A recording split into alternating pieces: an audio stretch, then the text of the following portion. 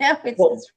right. And this is a good segue into what I'm going to share with you. Anytime, and I mean anytime that I follow back up with a client and I do, especially a long-term care presentation, I always have that long-term care brochure because I'm always showing that brochure as I'm narrating my talk. And now I'm gonna insert this here for today, but it's not part of the training. But we will get back to this, Heidi, because you brought up something very, very valuable. Okay. And what Heidi presented was basically a client is informing her that my friends, family, loved one, somebody's going to take care of me when I get older. In a nutshell, right, Heidi? Yes, and he has his house set up already to handle living at home. And I'm thinking, well, yeah, Sure. there's a lot more to long-term care than just a family member taking care of you. Trust me, I've lived through it. Yep, not a problem. Okay. So one of the things here that we're going to do, and I'm going to find this, and if it's not located in the updated brochure, I'm going to make sure we put it. But one of the things that we insert when it comes to long-term care and what is long-term care, we always get down to this section where it comes to, well, how are you going to pay for it? Okay. So I want everybody to understand, how are you going to afford to pay for it? The first bullet in our training that we always do is we insert your savings or assets. Write that one down. Okay? So again, it's titled, how are you going to pay for it?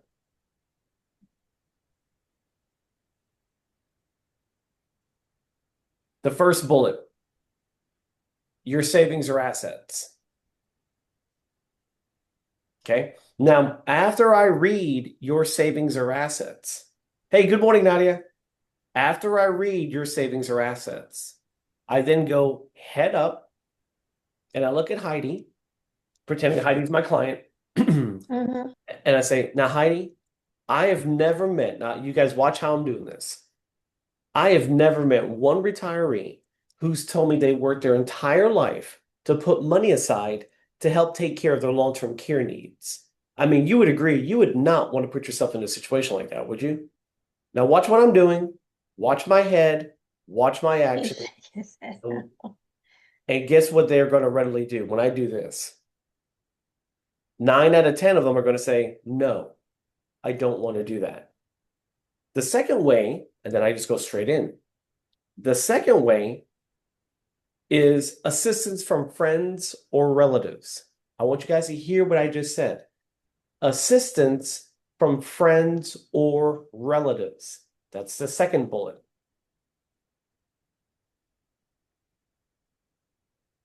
Now, I'm going to say this to John. John, I don't know about you, but many of our retirees, now watch me group him here. Many of our retirees do not want to be a financial burden on their children, friends, or relatives. Would you want to put them in that type of situation? No, Now you hear that how I worded it, and you hear how I looked at them. So again, friends or relatives. John, many of our retirees do not want to be a burden financially to their children, friends, or relatives. Do you? See, no, I just want a simple one word answer. It's either yes or it's a no. It's not an open, long winded question. We're not about to go into a dialogue here. I just need you to tell me yes or no. Now, when they tell you, well, yes, my daughter is an RN and she can take care of me. My son is an RN and he will take care of me. This is why it's very important in the very beginning of the warm up when you find out about the grandchildren. Okay. When you find out about the grandchildren, do they live locally? And when they tell you, yes, they live locally, then you know the children live locally. When they say, no, they don't, obviously they're out of state or out of hours away. But anytime it gets to, oh, yeah, my daughter's an RN, she will definitely take care of me. Because I had this with a woman and her daughter was an RN. The woman at this time was in her mid-60s. Her daughter at that time was in her, I think, like 30s, roughly. Okay. Maybe 40s, regardless. I said, oh, that's great. We want her to play a part to a certain extent. But I got to ask you a question, Mrs. Jones.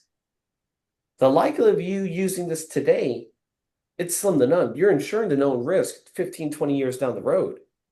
Well, 15 to 20 years down the road, do you think your daughter can physically lift you? Do you want her to bathe you? Do you want her to dress you? Because you may not know north from south. And these are the eerie part of the conversation that I have with my clients. And then they look at me like, I didn't think about that. Or do you want your daughter to be away from her kids while she does this with you? Do you want the children, your grandchildren, to be with her while she's doing this with you?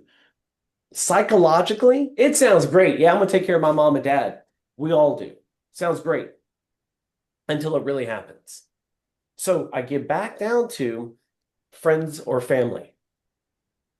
And I get back to the financial burden to their children, friends, or relatives. Do you want to be a burden upon them? And they all tell me no. The third bullet on how you pay for long-term care. And Matt, I'm going to talk to you as a client. Well, Matt, the third way people pay for the long-term care is entering a Medicaid facility. And I just dropped the hammer. The third way they pay for it, they'll enter a Medicaid facility. Well, and you have to watch your verbiage on how you say this today. Well, unfortunately, Matt, today, you will not qualify for Medicaid. And by the means of your lifestyle, I don't think you want to put yourself in a situation like that for the future, would you? No. Now, you see, it's either a yes or a no. So, Matt, the good news here is that what many of our retirees are looking into, which is the fourth bullet.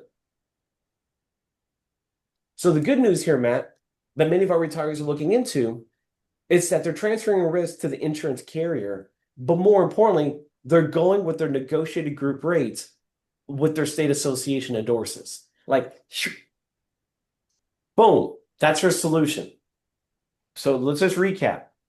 Your personal savings or assets, they told me no. Assistance from friends, family, or relatives, you told me no. And enter a Medicaid program, you told me no. You see all three right here? No, no, no.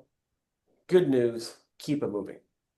Now, Heidi, I'm going to come back to that at a later date in training. Okay. But I am giving you all that today, just like Jackie did a couple weeks ago, to say, hey, I got a question. I got stumped. Help me. Hopefully that will help you moving forward. But I will tell you this, ladies and gentlemen, this is why I train with you guys. It is imperative that you have access to brochures that you use, especially in a long-term care presentation. You cannot and should not and will not ever present a long-term care without that brochure. Compliance-wise, you're out of compliance, okay? Because they have to physically see it. And then when they enroll, they physically get their documentation, okay? So you can't talk to them like this without them physically seeing it. And I'm going to tell you why I say that. Very, very firm. In Indiana, thank God, it wasn't one of our agents, but we had an endorsement with the Retired Indiana Public Employees Association, RIPIA. And I got a phone call from the executive director, and they were irate. And they said one of our agents went and sold a long-term care brochure. Now the lawyers and everybody else is trying to find this information. She claims she has it. She has a business card with AMBA. That's the only thing that they have. And she says she has a long-term care, but there's no brochure or documentation. Fast forward everything. It wasn't us. She went somewhere else because we always leave that information with the client, even when they don't enroll, because I don't know what's going to happen. We'd have to leave it and let them think about it. Then we come back. It's the reason why we used to order brochures 24/7. Mm. Where I'm getting at is that Mutual of Omaha has paid out billions in claims. It's a credible company. Leave it. It's not a fly-by company. So, okay. Heidi, thank you so much for that insert this morning. All right. You're welcome. Thank you for your input because I'm going to I'm going to circle back with both of those couples. Okay, very good. All right. Well, hey, team, just letting you know, John Jason, Jackie,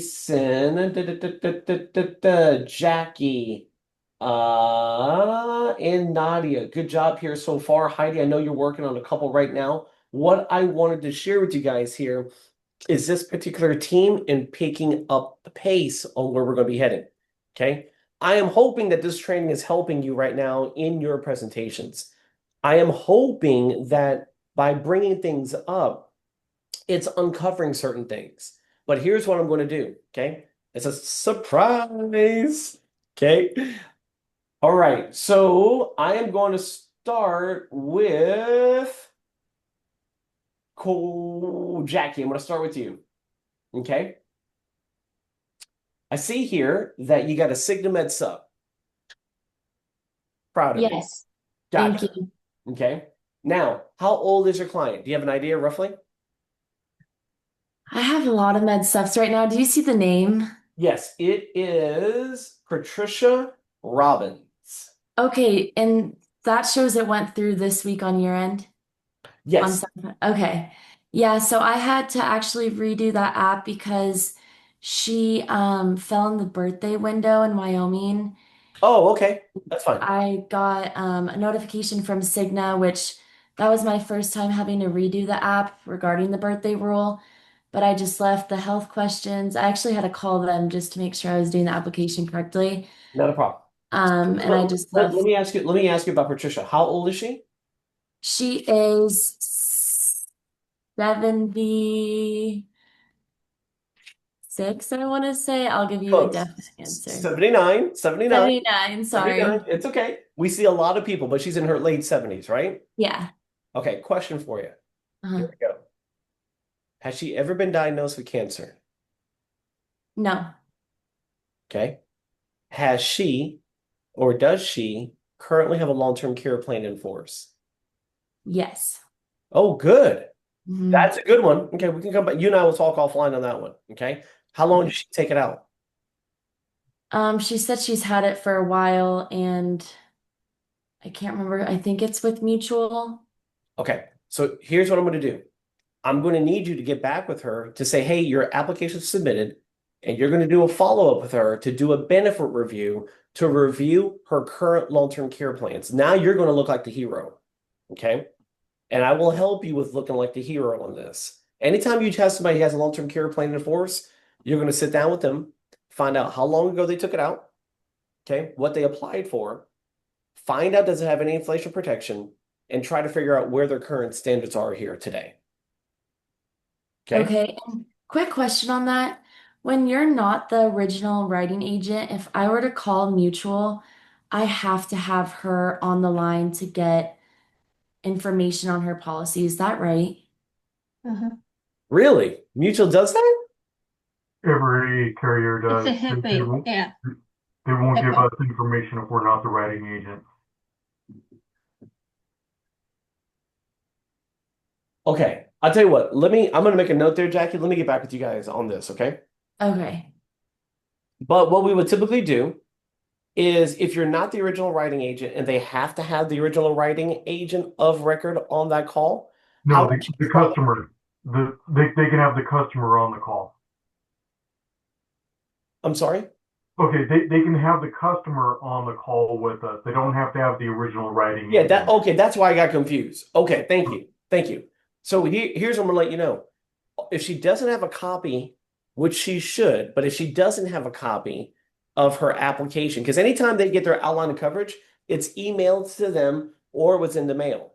If it's emailed to them, they can open it up and then they can flip through the pages, get to the very, very back, and they can see a copy of their application, or in the very beginning of the packet, it will show you their schedule of benefits. But here's where I'm getting at, Jackie. I will call Patricia, get her on the call, and then you can call Mutual of Omaha. You can ask certain questions. When does she take it out? What is her current premium? Does she have inflation protection?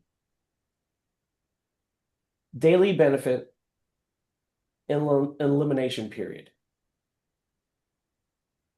Now, I want you guys to hear me loud and clear. Can a client have more than one long-term care plan take care of them? Yes or no? Yeah. Jason said yes. Matt? I would assume no, but I'm hoping yes. Okay. John? I think you can. Nadia? I think you can, but you can't double dip like going on claim at the same time on them. Okay. Heidi? Not a clue. Now, you guys, that's why I love you. Love the honesty. You're going to be my Medicare experts, and the answer is yes. Can I have two long-term cares at the same time? You can. Can two long-term cares pay out at the same time? It is a question mark depending on a carrier. One carrier may say they have to, this one has to pay first, we'll pay second. That gets a little into the gray. Okay. However, yes, you can. Some people took out policies back in the day and they're not up to today's standards. So you can add to what it is that they don't have. So that's why, Nadia, when they file a claim, because it's two separate carriers, they can do it. They just have to be notified there's another carrier that's paying out a claim, but it's only paying out 100. Yours is going to pay out 150. And again, ask Mutual of Omaha. That's why they're there. The questions that you think of, the questions that you hear, speak to those representatives. Because at the end of the day, you get to remember, Mutual of Omaha has their blinders on. They get a letter stating that this person can't perform two of their activities of daily living from the physician. That triggers the payment automatically. No, that's it. No ifs, ands, or buts about it. Okay? So, but do that. Where I'm getting at here, Jackie, is this. It is so important that you're doing a great job uncovering in your warm-up, that you're uncovering the needs, you're uncovering the analysis, uncovering the gaps. She's 79. Okay? So remember cancer statistic. What is her evaluation? Actually, here's a question. Can you end up in a nursing home if you got diagnosed with cancer? Yeah. An answer is yes. So think about what I'm telling you here, right? Everybody needs that type of lump sum initially. Second question, Jackie. And Jackie, I'm coming in hard on you here. Coming in hot. I'm It's ready. the reason. Did you have an opportunity, and it's okay if you didn't, did you have an opportunity of going through the Wall Street Journal with her? I'm going to be honest with her, no, because once I figured out she had long-term care, and this is when I was still a little, Sure. I wasn't as confident talking about cancer when they said that no one has it in their family. So I kind of skipped over that and jumped into Medicare. And once she told me she was on Mutual of Omaha in Wyoming, I knew I was going to switch her to Cigna. Hey, but So, that's the confidence that you need, right? You're like, oh, I got this. Well, that's the confidence that I feel when I know I have a person 79 living in Wyoming. I know that there's going to be a Medicare. And this is where I want you guys, as the best of the best, to understand. What Jackie just did is exactly how I used to start. And that's where I want you to be. Getting something is better than getting nothing. Okay? That's number one. So I'm proud of you for that. What I'm doing here is being your coach, your mentor, your trainee. Okay? No matter what the appointment is, remember what I shared with you guys. It could be a referral. It could be a policyholder. It could be a benefit review. It could be a brand new lead. It could be a brand new opportunity. It doesn't matter what it is. I may consolidate it a little bit, but she's 79. And I want to make sure that you know, Mrs. Jones, this is the federal plan. Let me just go over here with you really quick. So I still do my warm up briefly, busy approach, sell the association, ask the affirmative question. And I say, hey, Patricia, before we get into what I want to talk to you about, have you ever heard of the Wall Street Journal? Just do it. Because here's my follow-up question. What does she have as far as her investment portfolio, roughly? I don't think I got that answer from her. There you go. I'm Yeah, I helping didn't. you guys uncover annuity, annuity, annuity, annuity. It all starts in that process. So that's okay. Keep it where it is.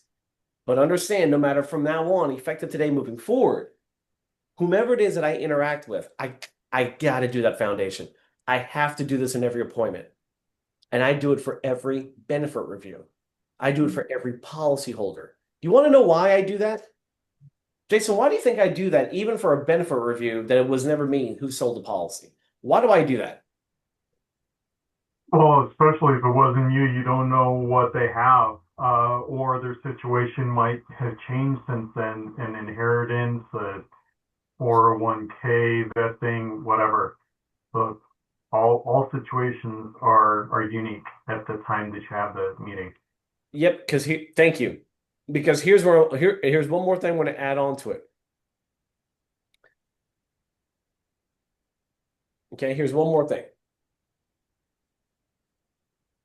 There's an agent that gave me a phone call this past week, actually, or was it last week? Anyway, within 2 weeks. And they said, hey, I want you to know that I am about to write a FIA, but I feel very odd about writing this FIA. And I said, well, tell me why. Because this person shows that they've had policies from these other agents that are active at AMBA. And I looked it up. And Jason, to your point, you're correct. One agent wrote these policies back like 3 years ago. One wrote it about like 2 years ago. And when this FIA was brought up to her for a benefit review, her answer was to this agent, nobody has ever told me this. How long has this been available? Now, it goes to show you that the two people on that list are veteran AMBA agents who have been here for over 5 years. Now, that person being a newer agent, I said, no, that's your fear.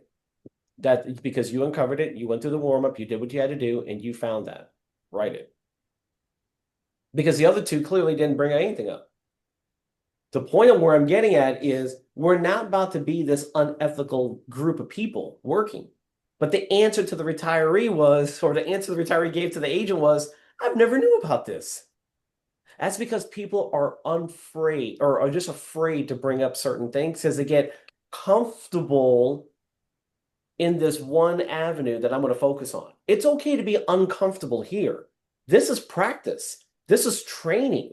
This is where I need you to feel uncomfortable. I need you to feel that cringe. I need you to know every Wednesday I get with Sudi, there's something that he's going to bring up that's going to help me get better. Not to put me down, not to do whatever, but to see the value in what we do together as a team. That's how I've always operated my teams. Okay? And that's how I feel about this team. Yeah, some of you may be on Jeff's team, some of you may be on Jason's team, but you're my team. Okay? And I told those guys, this group here is my team. I don't care what any of y'all tell me. Okay? So, but remember, she's old enough for cancer. She has long-term care. Find out if it's adequate because you want to follow up to see if you can cover something that doesn't there. You need to figure out about the fixed index annuity to see if there's something out there to try to help her. And where in Wyoming does she live, Patricia Robbins? She is in, sorry, give me one moment. I want to say Buffalo or Casper. Okay. The next question I want to ask you is there a Lyman? Oh, yeah, she's in Lyman. I'm sorry. No, you're good. The next question I want to ask you is, where excuse me, where is the closest Trauma One Center, Jackie?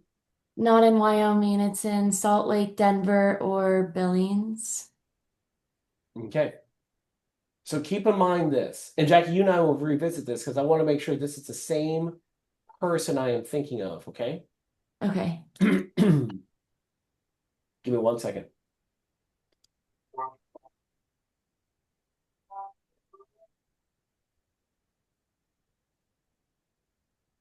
Yeah, we will revisit her. Okay, so food for thought, right? Mhm. Okay, now, do you feel better now, knowing that you can do a benefit review back with her?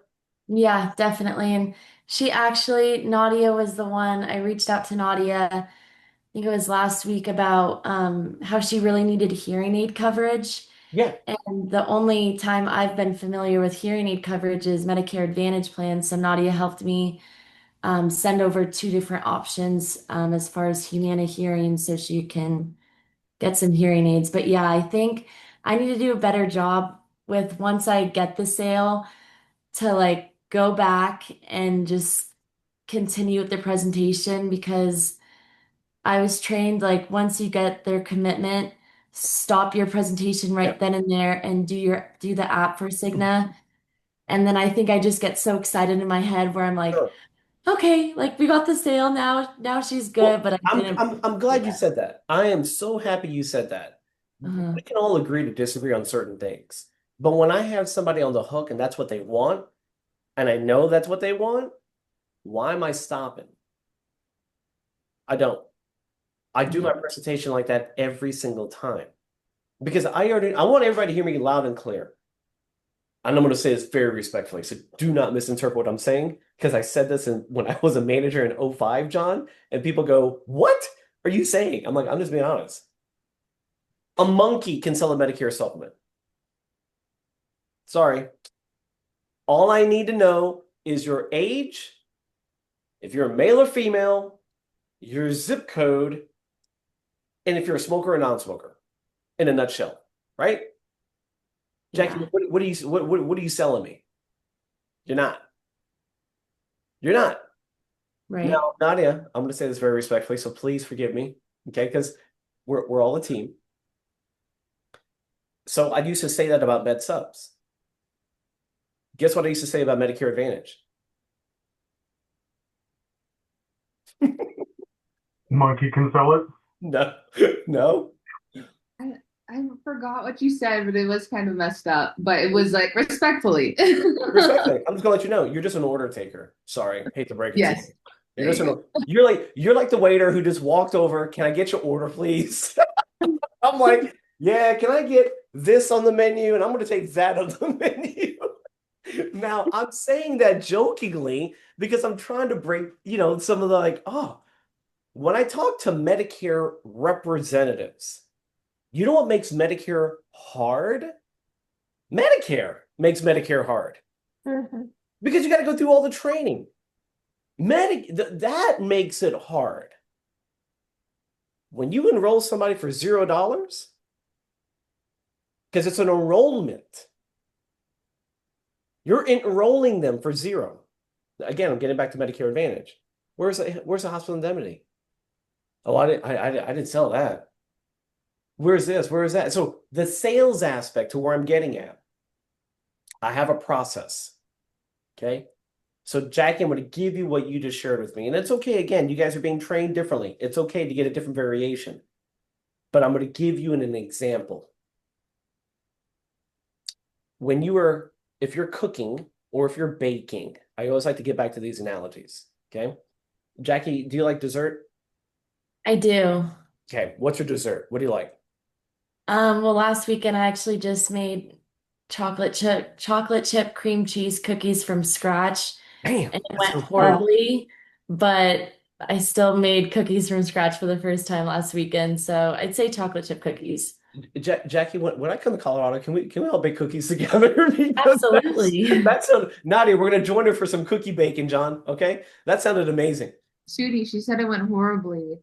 Yeah. Well, it was just the Foodie, last step. It was so foodie, I'm a foodie. I'm a foodie, Sudie, and I'm an excellent, you can ask anybody in my family and friends, I'm an excellent, excellent cook. And I love to bake too. And you're right, it is a process. It is a process. I'm in. But here's what I'm going to get at with the process. Okay. I don't care if you're baking, I don't care if you're cooking. There's something about the ingredient that you're putting in that you really like to eat. Is it the cream cheese? Is it the chocolate chip on this example? Or if you're making spaghetti, is it the meat? Is it the ground meat? Like whatever it may be. So let me give you a visual. If you're making spaghetti, okay, and no matter what meat you're using, if you're using meat, and you're cooking it from raw, and it's not even cooked yet, but you're like, I can't wait to eat that meat. Are you going to stop and put your finger in there and grab it and eat it raw right there on the spot? You're going to stop everything and eat it? No. It's the same thing I feel about a presentation. Why the hell am I going to stop my presentation to go and eat and then come back and hit resume? I will never do that. I'm the consultant here. I lead this dance. I already know I'm going to get your Medicare. I already know that. I already know that I'm going to find out about long-term care and I'm going to revisit long-term care. I never stop to sell a short-term care plan, and I'm not going to stop to sell long-term care. What I'm going to focus on, and I'm going to get to it here, I'm going to focus on my Medicare presentation. I uncover my gaps, but I'm getting ready to have one cross-sell with my med sub. And it's either going to be a cancer, heart, or stroke, or it's going to be a MASA. This is my Medicare presentation that I am telling you. Okay? Because Jackie, on the receiving end, actually, Nadia, I'm going to use you as an example on this one. I talked to Jackie a little bit too much here, so I'm going to use Jackie's off the hook. Your presentation for Medicare, your client knows that they want to get Medicare. Your client is engaged with, how much money are you about to save me on my med sub? Your client wants to see, can I get the exact same coverage for a lower rate? And I can go on and on and on and on. So if your client is feeling that, and they're feeling warm and fuzzy about that, and you're about to uncover savings. So Jackie, how much money did you save her on the med sub? $147 a month. Wow. I can give you a hug right now. And I can tell you, bless your heart. Mm-hmm. Now, Jackie, you're not from the South, are you? My mom's actually from Kentucky, so I feel like partially because she has a very thick accent, but no, I'm from California. Do you know what bless your heart means? Um, Like, my bless aunts your say it all heart, the darling. time. They say, bless your heart. In other words, like, I'm so sorry. Uh-huh. They're like, It's an they're- insult. Yeah. So if you just saved her 100 and something dollars a month, Mm-hmm. you did the right thing. How much is a massive policy a month, Jackie? And I knew you were gonna bring this up. I tried for the massa, but she was it's $39 for single and then family's 49. But I tried and her response was, I had massa, I didn't see value in it, and She had it and dropped it, right? I dropped it and I go, well, there's no level 1 trauma center in Wyoming, so God forbid you were to take an ambulance or need to be airlifted, you're most likely going to Denver and that bill is going to show up at your front door. Oh, well, if I'm at the hospital and that happens, I'll refuse that. They won't be transferring. And I mean, I tried a couple Not a different problem. angles, Not a but I problem. just couldn't. So here's where I'm getting at in order that we try to cross-sell. What do they see more value in, cancer or massa? I'm going to be completely honest. I did not pitch, Okay. or once she said cancer doesn't run in my family, I just didn't even go into statistics, or Not I a just problem. kind of blew So past here's it. what I'm going to do. Okay, where did my PowerPoint go? Remember I told you guys we had a little bit of homework here, right? 3 questions. 3 questions. Now here's what I'm going to do. Does everybody have like 5 minutes after the meeting? 5 to 10 over? Mhm. Can we Sure. start? I started a little bit later here with you guys, so let me see something. I'm gonna We get in. have, I think, another Medicare training at 10. Oh, the AEP? Oh, for those Yeah. who AEP, yeah, you got to roll. I get it. Okay. So Jackie, I mean, sorry, Nadia, you sold a couple med subs there, right? We can pass all this. Cool. Yeah. What are the 3 questions you want to bring up? And Nadia, it's okay if you didn't go through this. Like their deductible? No. Over here. Oh, sorry. Let me see. So when remember, let me get back to it here. Excuse me. I'm going a little bit fast. Oh. Remember, they generally cover 80%. They generally cover 20%. Yada, yada, yada. Nadia, do you go for your annual mammogram? Yes, I do. Okay, great. Why do you go for your annual mammogram? You're telling me why you go for preventative reasons. I say, great. So who do you currently have your cancer policy with? You're going to tell me, no, I don't have any cancer policy. Then I say, well, wait, hang for a second. So you go for something preventative, but in the event if you ever got diagnosed with cancer, you have nothing to protect yourself because Medicare will do its part. Again, revisit the second half of the training of last week because it's going to resume that I'm not making this up. Here's where we are. And again, last week at the training, you'll see the transition. And I say, if cancer were to strike, and then bam, these are some of the questions. So now I'm going to pause in here for a second. Matt, what are your questions that you have right here that you like? How much do you think the total cost of the treatment would be? And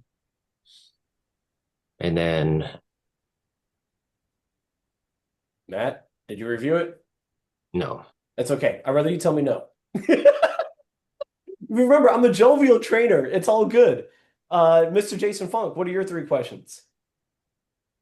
So how much is it going to cost? Do I have to get pre-approved? And are the prescription drugs covered? Okay, so those are your 3. Gotcha. Mm-hmm. Jackie, what were your 3? My 3 was how likely am I to have to stay in the hospital for any of my treatment or side effects? If I'm taking oral chemotherapy by mouth, how much can I expect for prescriptions to cost? And how long will I need to be treated? Very good. Ladies and gentlemen, what I want you guys to understand here is this. Any one of these questions raise doubt. And when doubt is created, fear starts to settle in. Okay? Has anybody ever swam in the ocean? Yes or no? Yes. Mm-hmm. Has everybody ever been on a paddle board, a surfboard, a boogie board out there in the ocean? No. Not in the ocean. Okay. Yeah. Yes. Fear ever settle into you that, oh, there may be a shark out here? Did it ever cross your mind? Oh, yeah. Right? Not when I was a kid, no. Correct. But when you're older, you see a fish jump in front of you, you think all hell's about to break loose, and you're swimming the other direction. The point of where I'm getting at, anytime people get into the ocean, they always have the fear of what may be lurking in the ocean. You shouldn't be fearful about it, but that's what people self-consciously feel. So when you raise doubt that I'm on this paddleboard, my anxiety is kicking in and my fear is kicking in.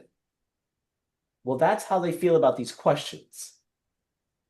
When you go through these questions right here, you're going to start to see that these questions are you need it to raise doubt, and you need it to be like, is it covered? And you need to have a little bit of fear built into it. And what do people really gravitate towards?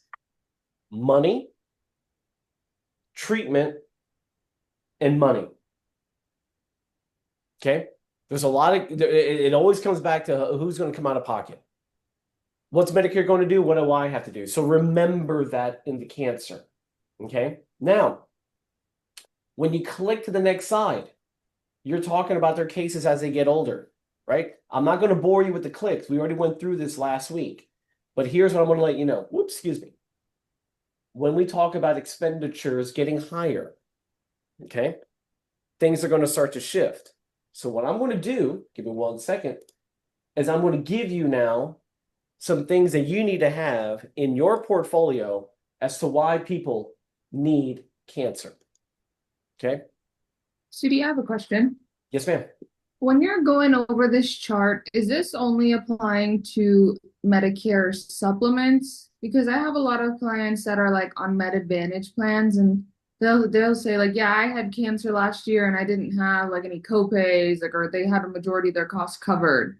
And so I get a little confused as to, Yes. is cancer actually covered then? No, so what happens here, just like Medicare or Medicare Advantage or Medicare Supplement, remember it's flipped, right? Medicare Supplement, Medicare is their primary, and on Medicare Advantage, obviously the carrier is their primary, right? Where I'm getting at though, is that they're going to do its part, but to a certain extent. You see people on Medicare Advantage, when it comes to their chemotherapy drugs and their experimental drugs and all this other stuff that's down that pipeline, Medicare Advantage doesn't cover it. They have to follow Medicare rules. Oh, go ahead, Heidi.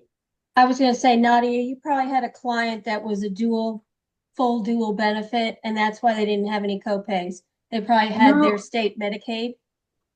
No, I'm sorry, it's not that they didn't have any copays. They had some copays, but it's like they still had like a decent amount of coverage with their cancer treatments and stuff. Like that's where I'm Yeah, no, right. weren't dual. And let's make this clear, right? Let's make this crystal clear. Medicare, it's going to do its part. But what's happening now, there's a shift. I will talk with you more about that because at the time frame on the next training, because I'm going to dive deep into cancer for today, tomorrow, and next week. It's not tomorrow, excuse me. Well, let's talk about this. So Jason Funk, you're out there in Idaho, okay? How much farmland is out there in good old Idaho? A lot between Idaho, Montana, northern Washington. Yeah, it's all farmland and hiking. Okay. Pesticides. That's number one. When they spray pesticides all through that farmland, it gets into not only does it get into the crop or into the food, it gets into the soil. Part water. Part number two, it then radiates out into the air. Part number three, those pesticides can spread anywhere between 70 to 100 miles. Okay? So think about farmland, and you think about why is it that farmers, and I'm not going to get anything political here, but I need you to understand things. Why is it that they have to follow certain things that Monsanto tells them to do? Why is it that they have to do these rules and regulations? Why is it that when you show, because I lived in Indiana, and I seen all those farmers show me their letters, and I was blown away like, whoa, I got a warning, and here's my warning. If I don't use this, if I don't use that, they can go fly a kite. Like, it gets lethal with these farmers, okay? Now, I'm only speaking on behalf of what I experienced in Indiana. I can't speak on behalf of everywhere else. But think about pesticides. Air you breathe, food you eat. Number two, has anybody ever heard of something called radon? Yes. What is radon? It's a gas, and it can occur naturally in the ground, and a lot of people can end up getting it in their homes. Thank you. Because when I lived in Indiana, it was a heavy state for natural radon. Radon does not have, you can't smell it. It's odorless. And I would never forget this, Nadia. For those of you who have met my wife, Loretta, Jason, you've met Loretta on the trip. The first thing she did was, we're about to get a radon detector. And we're about to get a radon a system built into the home, and I'm getting it out of the home. So I said, done deal, baby. I'm all in. Let's do this, right? Yeah, so after we spent this money, Jason, and we got the system set up, and they were setting it up, the next thing that came out was, I said, this is great. So where does it go from here? He goes, oh, well, the radon will be taken out, and it goes through here, goes through there, and that's where it's going to exit through the house. I said, hang on for a second. So it's going back out into the air? Where the hell is it going to go? I said, this is the biggest racketeering I've ever seen in my life. He goes, well, you're home. And they're thousands of dollars, those systems, thousands of dollars. Yeah. Look how much I came out. Now, I said, hold up. So I feel warm and fuzzy now that the family's going to feel good in the home, but it's going out the home. And he goes, oh, Sudi, if you drive around the homes here in your neighborhood, just take a look at all those radon things that they have. And I was like, this sucks. So the point, though, where I'm getting at about radon, it is something that you need to look up. It is something that that you need to understand about radon gas. Radon gas is the number 2 cause of lung cancer after smoking. And you can't even smell it. So what you need to do is look up in your backyard, and they have like this radon charts that you can follow to see how much radon is in this county or in my state, and they break it down if you are a heavy radon state. Okay. Now, when we talk about hereditary, according to the American Cancer Society, it's 7%, but so the window falls anywhere between 5 and 10, but just call 7% hereditary. Okay. And everything else comes from what we refer to as environmental or lifestyle. So part of my notes: lifestyle, tobacco, diet and nutrition, obesity, alcohol consumption. Let me talk to you about alcohol for a second. People tell me all the time, I don't want to go into the sun because I can get cancer. The sun physically doesn't give you cancer. You may get like spots, you may sit out there for a while, you may do certain things, you may get basal cells and all sorts of stuff. But a good friend of mine, he goes, you know why people say that they want to, and these are all beachgoers, you know why they all say they want to stay out of the sun so they can't get cancer? Has nothing to do with the sun. It has everything to do with the carcinogens that they put on their skin. I'm going to put some suntan lotion here. Okay. And then it's the alcohol that they drink while they're on the beach. He goes, those two are the lethal combinations. Do it every time. More often than not, that's how you get diagnosed with cancer. I'm like, what? He goes, yep, they don't want to talk about it. So I'm just bringing it up to you. So when you think about people who go on boatings and all this other good stuff, now there could be occupational things that you need to find out about what people used to do back in the day. But then more importantly, radiation. When you think occupation, when you think about teachers who worked in those schools 30 years ago, 25 years ago, coatings were different. I mean, the paint, and that's another thing. Oh, you can tell I'm the holistic guy. We had to redo the whole house here, Jason, with zero. What do you call it? Zero. It's, oh my God, it's real blank. The paint chemical that comes out. So lead paint or VOCs.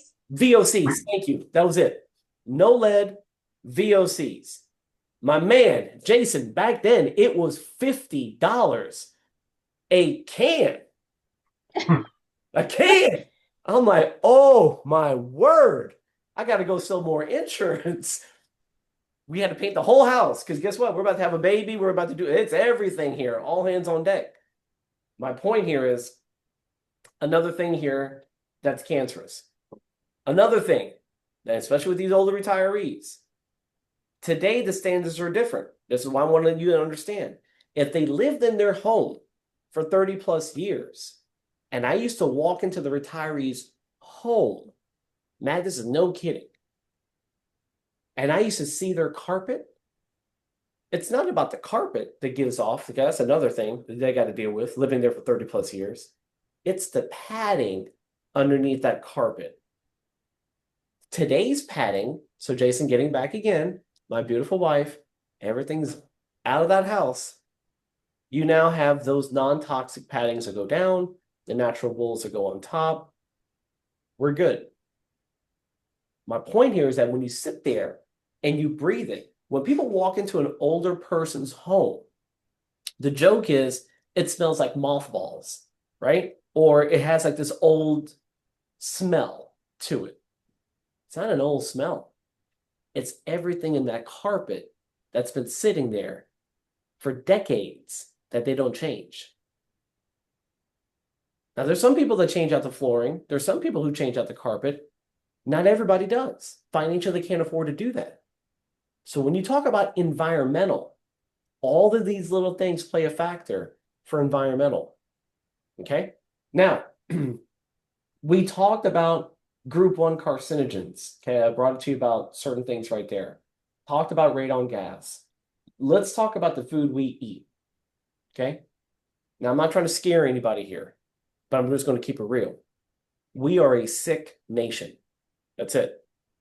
I've never seen a rich nation be sick in my life. I've seen poor countries live healthier lifestyles than we live. Why? Everything here is mass produced. And when you think about mass production in food, and if you think about what I'm going to share with you here, from little things to great things, but the food that you consume all has sugar. Hate to break it to you. I don't care where you guys take me to eat. That's why I'm always really funny what I eat or what I put in my mouth. But if you taste like a chicken nugget or a French fry or a bun, every piece of that has sugar. Why are they putting sugar in it? Addictive. Okay. And it also starts to lead to the more consumption of sugar you intake, processed foods that you intake, oils that you intake, all the stuff that you're intaking. It takes time. Because we all have cancer cells in our body. We all do.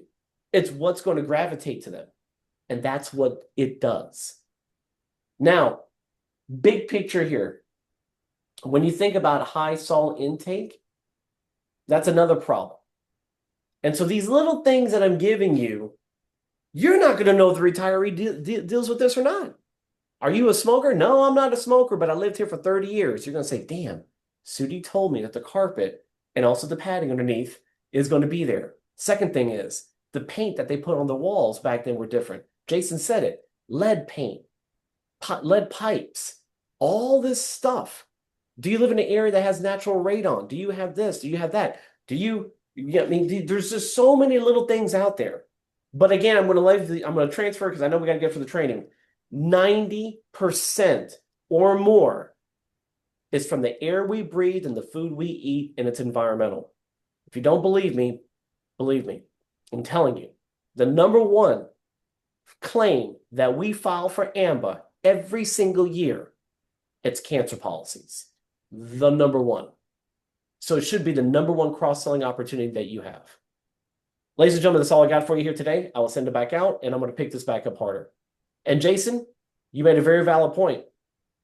Next week, oh no, it's Blitz week. Never mind. The following week, you're going to see me give a live, not a live, but a full presentation from start to finish.